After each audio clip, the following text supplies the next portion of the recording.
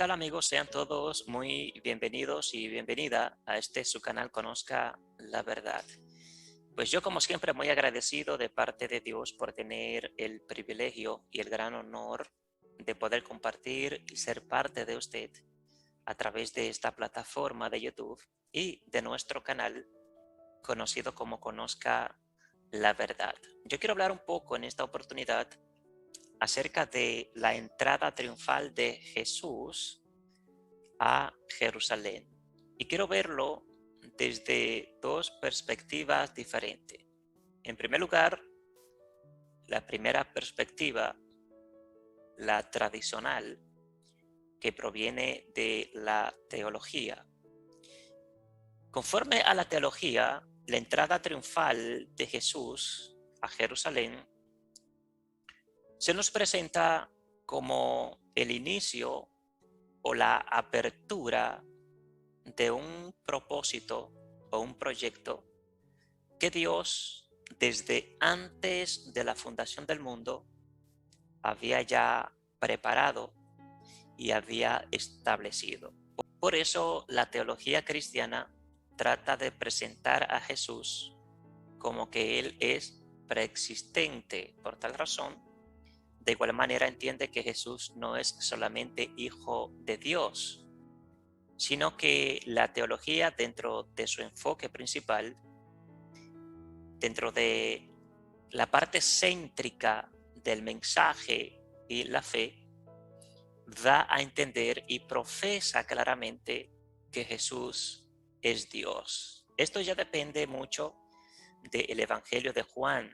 Conocemos acerca del Evangelio de Juan y sabemos que quien escribió este Evangelio obviamente no fue un discípulo de Jesús, no fue alguien que haya conocido y que anduviera directamente con Jesús. El Evangelio de Juan, como los demás evangelios, se trataban de escritos que provenían de una comunidad en la cual esa comunidad representaba una fe, y esa fe obviamente era la fe de que Yeshua, en este caso, era el Mesías de Israel, no del mundo, como luego el cristianismo de manera posterior lo ha presentado al mundo. Yo quiero que usted que me escucha y que comparte conmigo en esta oportunidad tenga bien presente que el concepto de Mesías es único y exclusivo de Israel. Los israelitas nunca pensaron en tener un Mesías que fuera para ellos y para el mundo. El Mesías era único y exclusivo para los israelitas, para los judíos. De que el mundo, principalmente el occidente, haya abrazado esta fe que nace en el judaísmo, pero que luego se separa del judaísmo, pero abrazan la fe también y esta creencia de que Jesús es el Mesías, no solo de Israel, sino del mundo, aunque hoy en día los cristianos dicen que ellos son el Israel espiritual de Dios. Sabemos históricamente que no es así, pero cuando hablamos del mundo de la fe, obviamente respetamos a cada quien. Si usted lo cree así y es feliz creyéndolo de esa manera, pues sea feliz. Nosotros siempre lo respetaremos. Entonces, hablando acerca de el enfoque teológico sobre Jesús, se entiende claramente que Jesús sabía de que iba a Jerusalén, a morir en Jerusalén para el perdón de los pecados de toda la humanidad. Jesús, conforme a la teología, tenía bien claro de que él iba a morir a Jerusalén con la intención de sustituir aquel cordero que por cientos de años, una vez al año, se sacrificaba a favor de la humanidad, dando a entender que el sacrificio de este cordero representaba liberación, justificación, salvación y redención para el pueblo. La pregunta sería, si lo analizamos, que los vamos a analizar brevemente, históricamente, ¿estaba Jesús consciente de todo esto? ¿Estaba Jesús consciente de que él podía cargar con el pecado de la humanidad? ¿Está Jesús consciente de que él voluntariamente iba a ofrecerse en sacrificio para sustituir al Cordero de Pesaj y cargar con todo el pecado de la humanidad, venciendo tanto a Satanás como a la muerte? Realmente no. Cuando los evangelios tratan de presentarlo de esta manera, no es más ya que un pensamiento tardío, un repensamiento o una reinterpretación que nace dentro de grupos de personas que muchos años después de la muerte de Jesús comenzaron a repensar y a reinterpretar. Pero a Jesús, al Jesús histórico, nunca le pasó por la mente semejante cosa. Ahora bien, ¿estaba Jesús consciente de que iba a Jerusalén y que iba a morir en Jerusalén? Realmente sí. Jesús estaba consciente de que iba a morir en Jerusalén, y la única razón por la cual podemos confirmar de que Jesús estaba consciente que iba a morir a Jerusalén es porque él conocía la trayectoria de la historia de su pueblo y sabía muy bien que cada vez que se levantaba un profeta, el tal profeta casi siempre se levantaba en contra del rey.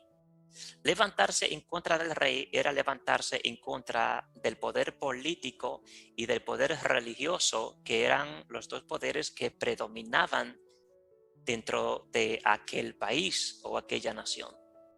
Por eso Jesús nos presenta el capítulo 23, versículo 37 de Mateo, que él confiesa y dice: Jerusalén, Jerusalén, que matas a los profetas y apedreas a los que te son enviados.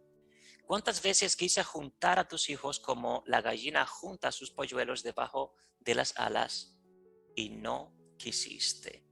Esto lo dijo Jesús. Entonces Jesús estaba bien consciente de que realmente él iba a morir a Jerusalén, pero simplemente por la razón de que él sabía que él como profeta se iba a levantar en contra del poder político religioso, más religioso que político en esta ocasión, porque los evangelios nos hablan bien claro y nos dicen que cuando Jesús entró al templo y vio la corrupción que había allí, pues comenzó a volcar las mesas de los cambistas, que comenzó a soltar los animales, las aves que se negociaban allí para los sacrificios, para las ofrendas, entre otras cosas.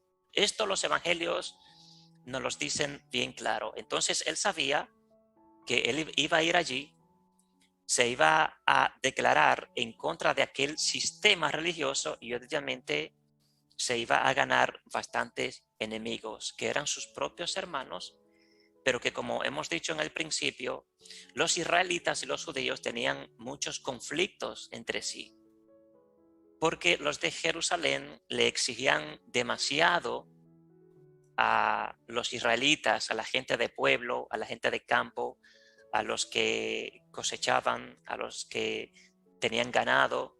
Obligatoriamente, casi siempre, la mayoría de estos mercados tenían que hacerse en Jerusalén. Y obviamente ellos tenían que recibir el pago de lo que se le daba en Jerusalén conforme a como ellos consideraban. Yo quiero presentarle el relato a través de el Evangelio de Mateo. Cuando Marcos relata la entrada triunfal y otros acontecimientos de Jesús, Marcos no da muchos detalles.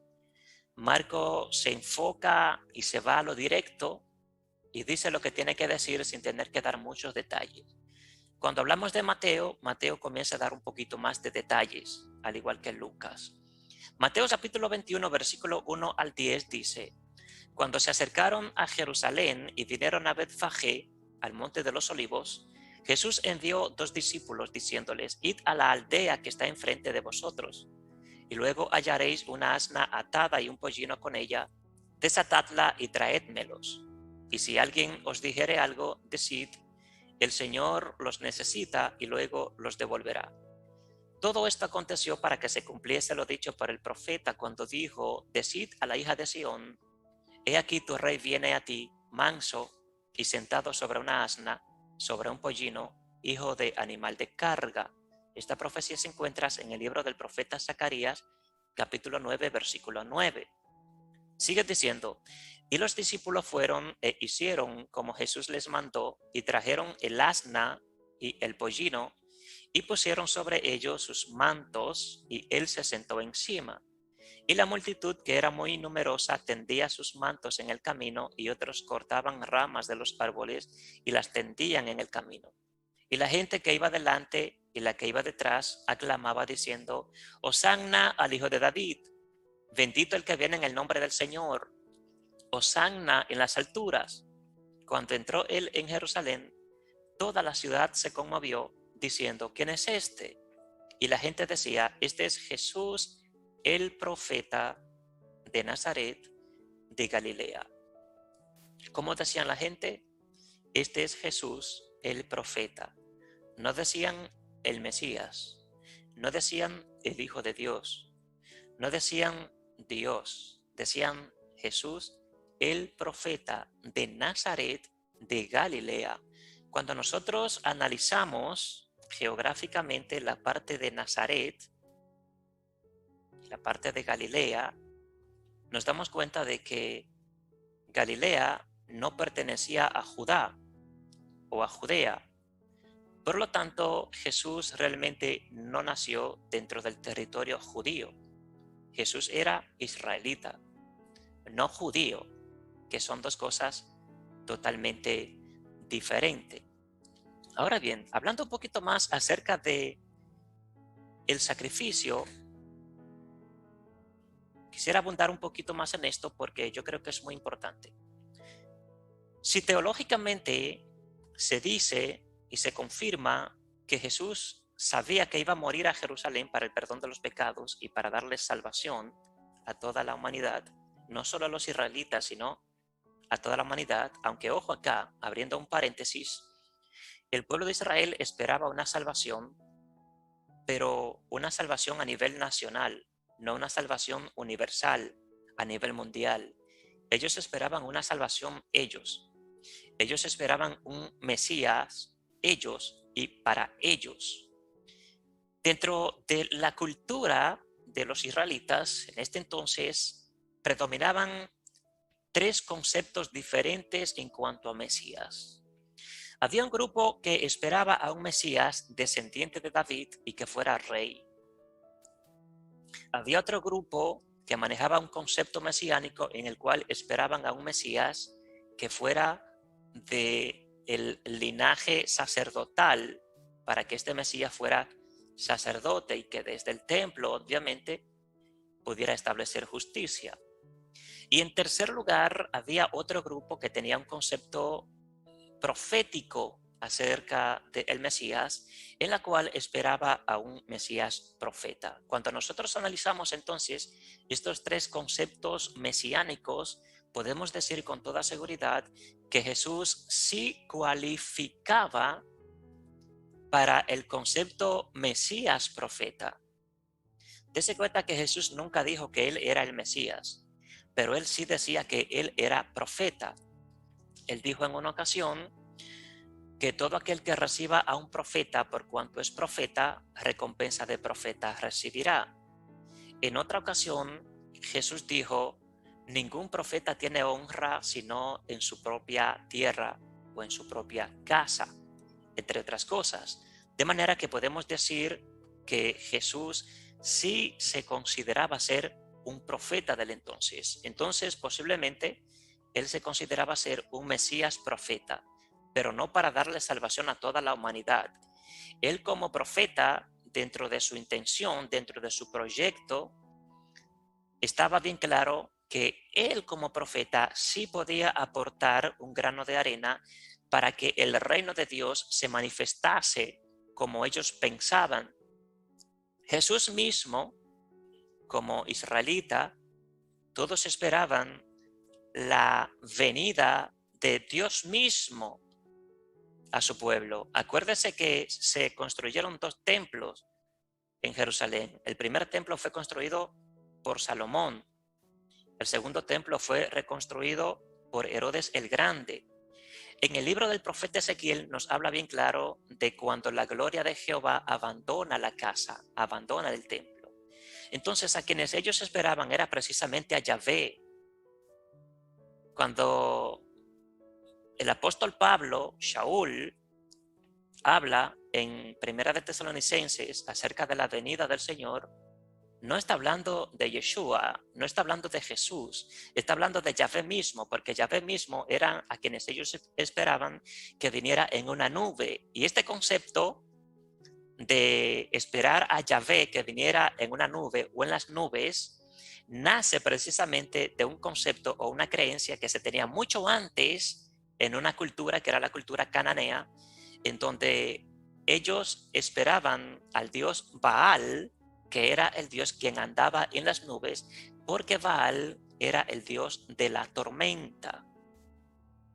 No quiero explicar mucho, no quiero abundar mucho de estos temas porque en esta oportunidad este no es el caso a tratar. Lo que sí quiero decir, ya para terminar, mis queridos amigos, es que como teológicamente se entiende hoy en día de que Jesús murió para redimir a la humanidad del pecado, para darnos salvación, ¿cómo podría ser posible que si Dios por tantos años a través de la historia en la Biblia está establecido muchísimas veces donde dice que Dios prohíbe el sacrificio humano, cómo es posible que Dios pudiera entonces aceptar el sacrificio de su Hijo? ¿Nunca se ha preguntado usted esto? ¿Nunca se ha hecho usted esta pregunta? ¿Cómo es posible que Dios rechazara el sacrificio humano que en Israel en un momento de la historia sí se hacía? Por eso Dios lo prohíbe, porque lo que se prohíbe es lo que se hace. Entonces, los israelitas sí sacrificaban sus hijos. Dios, Yahvé, lo prohíbe. ¿Cómo es posible que entonces venga Dios a aceptar el sacrificio de su propio hijo? A Jesús nunca le pasó esto por la mente. Jesús nunca se consideró el hijo predilecto de Dios. Jesús nunca se consideró ser Dios. Jesús nunca pensó que él estaba allá en el cielo a la diestra del Padre, lleno de gloria y de majestad, y que se humilló hasta lo sumo, como dice más luego en el Nuevo Testamento, y que vino y se hizo hombre para morir como hombre, y como hombre poder vencer el pecado de la muerte. Esto no son más que pensamientos tardíos que comienzan a nacer dentro de una teología y dentro de un pueblo que nunca conoció a Jesús. Un pueblo que comienza a darle ya un nivel de divinidad muy elevado a Jesús, pero que Jesús nunca se consideró ser más que cualquier otro hombre común de su época. Entonces, queridos hermanos y amigos, Jesús estaba bien claro de que iba a morir en Jerusalén, pero era simple y sencillamente porque él iba dispuesto a rebelarse en contra de aquel sistema corrupto que salía desde el templo mismo de Jerusalén. El Evangelio de Mateo presenta parte de este acontecimiento, por ejemplo, cuando dice que Jesús mandó a 2 discípulos a buscar una asna con un pollino y a montarlo, es porque en la cultura de Israel, cuando se hablaba de la instauración o de la inauguración o la declaración de un profeta, de un sacerdote o de un rey, este tenía que llegar montado en un pollino, en un asno, porque el asno en la cultura de Israel era símbolo de paz. No podía montarse en un caballo porque el caballo era un símbolo de guerra, era un instrumento de guerra. Por eso se usaba el burro, el asno, porque era símbolo de paz. Por eso Jesús se monta en un pollino. Luego el Evangelio de Mateo trata de conectar a Jesús con la profecía de Zacarías capítulo 9, versículo 9, pero que Zacarías, aproximadamente unos 600 o 500 años antes de Jesús, Zacarías nunca hizo referencia a Jesús. Es importante que usted tenga bien claro, como creyente o como no creyente, que Jesús no aparece en ninguna parte del Antiguo Testamento. Jesús nunca fue mencionado por ninguno de los profetas que existieron en toda la historia de Israel. Entonces, ya para terminar, al final nos dice el Evangelio de Mateo que cuando Jesús entra a Jerusalén, se crea pues un escándalo en la ciudad y que una gran multitud comienza a clamar Hosanna al Hijo de David. Esto es con la intención de presentar a Jesús como rey y descendiente de David, que sabemos que posiblemente sí podía ser descendiente de David, pero Jesús nunca estableció un reinado, nunca fue ungido como rey, tampoco fue ungido como sacerdote, tampoco fue ungido como Mesías, al menos como el Mesías que se esperaba en Israel, que era el Mesías que le iba a devolver la paz y la liberación, que le iba a devolver la identidad nacional a su pueblo, a su país. Jesús nunca lo pensó, nunca lo intentó, nunca lo logró. Realmente Jesús murió, fracasó en un buen intento. Jesús, como israelita, esperaba también el reino de Dios. Él pensaba que ya estaba a punto de llegar. Por lo tanto, él entendía que podía aportar un granito de arena, tratando de buscar a los hijos de la casa perdida de Israel, para que cuando viniera este reino, todos pudieran ser copartícipe. Así es que muchas gracias, mis queridos amigos, amigas y todos nuestros suscriptores de nuestro canal. Gracias por su tiempo. Yo sé que hay mucho que hablar de este tema, pero voy a dejarlo hasta aquí. Si usted tiene alguna pregunta, alguna inquietud, pues nos escribe y nosotros con mucho gusto le podemos ayudar. Así es que gracias por su tiempo. Hasta pronto. Shalom.